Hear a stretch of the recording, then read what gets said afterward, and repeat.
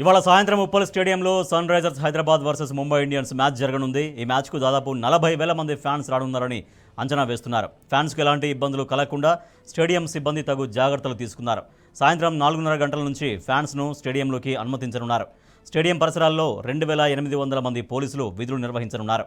Stadium లోపల lady పోలీసులు మఫ్టీలో డ్యూటీలో ఉండనున్నారు. ఎవరైనా ఈవ్ టీజింగ్లకు పాల్పడితే వెంటనే చర్యలు తీసుకోనున్నారు. వాహనాల పార్కింగ్ కోసం అధికారులు ప్రత్యేక ఏర్పాట్లు చేశారు. రోడ్లపై ఎవరైనా వాహనాలను పార్కింగ్ చేస్తే సీజ్ చేస్తామని పోలీసులు వెల్లడించారు. అదేవిధంగా వాహనాల మళ్లింపు కూడా చేపట్టారు. ఎల్బీనగర్, వరంగల్ నుంచి హబ్సిగూడ వైపు వచ్చే భారీ వాహనాలు చెంగిచెర్ల మీదుగా వెళ్లాల్సి ఉంటుందని పోలీసులు స్పష్టం చేశారు. ఈసీఐఎల్, కుషాయిగూడ, చెర్లపల్లి నుంచి ఉప్పల్ వైపు వచ్చే వాహనాలు మల్లాపూర్, చెంగిచెర్ల క్రాస్ మీదుగా పంపిస్తారు.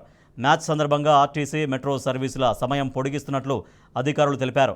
స్టేడియం వద్ద బ్లాక్లో టికెట్లు విక్రయిస్తే కఠిన చర్యలు ఉంటాయని పోలీసులు హెచ్చరించారు.